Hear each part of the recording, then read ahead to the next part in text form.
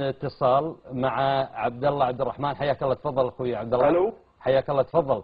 يعطيك العافيه اخي محمد. يا مرحبا، حياك الله. يعطيك العافيه على البرنامج القيم هذا صراحه. الله يطول عمرك، تفضل. واحب احيي ضيوفك الاخ نواف الفزية والاخ خالد الشطي. حياك الله. بس عندي مداخله سريعه اذا تسمح لي. تفضل. بناء على قاعده معروفه، لا احد يدافع عن من لا يحب. صحيح. بناء على هذه القاعده انا اوجه سؤالي للاستاذ خالد الشطي.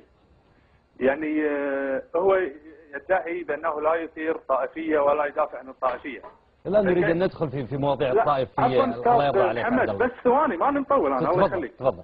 ثواني بس لان وبعطيه الاجابه، بعطيه حق الاجابه. يا ريت بس. تفضل. يا ريت لان السؤال صراحه يعني اتمنى. تفضل اطرح السؤال. اوكي. كيف يدافع عن السيد المهري وهو المعروف باثاره الطائفيه في الكويت؟ اولا. ثانيا، كيف يدافع عن ياسر حبيب وهو الذي افتعل الطائفيه بشتى كبائرها في الكويت، وهو الذي شتم الصحابه بشتى انواعهم؟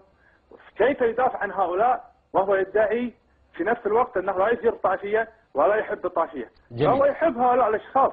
فلا رجاء لا احد يجامل في الان. وضح سؤالك استاذ عبد الله عبد الرحمن. عندك سؤال اخر؟ بس شاكر لك استاذ محمد. شكرا لك اخوي عبد الله. شكرا لك. اتصال هاتفي ثالث من سالم ربيع. حياك الله اخوي سالم. اخوي سالم تفضل. يعطيك العافيه اخوي محمد. حياك الله، تفضل. احييك واحيي ضيوفك. حياك الله. طال عمرك مداخلتي من نقطتين بس. النقطه الاولى بالنسبه حق الحصانه البرلمانيه. الحين احنا اللي نعرفه ان ال 50 نائب اللي موجودين اللي قاعد يتابع جلسات مجلس الامه كلهم قاعد يقولون القضاء هو الملاذ الامن والحصن الحصين ومن هالسوالف هذه. صحيح. ولما تجي اي قضيه ضد اي نائب قالوا نظرا لوجود الكيديه يبقى خلاص ما نرفع الحصانه عن النائب، وقاعد لان هذا يصير تداخل سلطات يعني.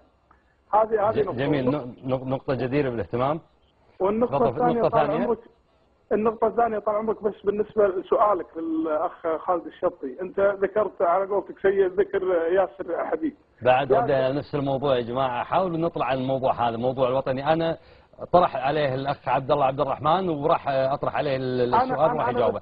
عندك أي شيء آخر إضافة يعني؟ أنا أقصد أن هالرجل هذا تهجم على الصحابة، قاعد يتهجم على السلطة عندنا هنا. طيب وضح السؤال. أنا سألت أيضا سأل الأخ. قاعد يدافع عن هذا الشخص هذا يعني. جميل. شكرا لك. شكرا لك أستاذ سالم ربيع. بعودك على هالجزئية هذه. عندنا تعليق بعد. مو هالجزئية 4 اتصالات برد عليهم. خلينا نتكلم اول شيء عن موضوع ياسر الحبيب اللي شتم الصحابه وكذا وانك دافعت عنه. خلني اجيك على بداية. لا خلينا في الجزئيه هذه استاذ. بالنسبه حق قضيه ياسر الحبيب انا اتشرف باني ادافع عن الحريات. طيب هذه مساله. تكلم بسرعه. تتكلم عن اتشرف باني ادافع عن الحريات. المساله الاخرى حتى لو كانت الحريات في الاضرار بمعتقدات الاخرين. يا عزيزي الدستور الكويتي يقول حق الدفاع مكفول. شتم الصحابة يعني تتشرف بالدفاع عنه؟ لماذا هذا السؤال لم يوجه في قضايا أخرى؟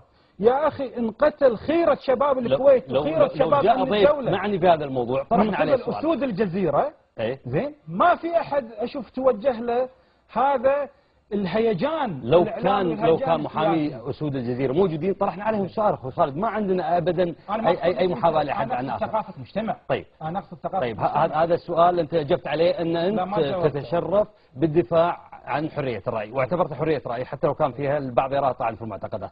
خلينا نشوف الجزئيه اللي وراها. المساله الاخرى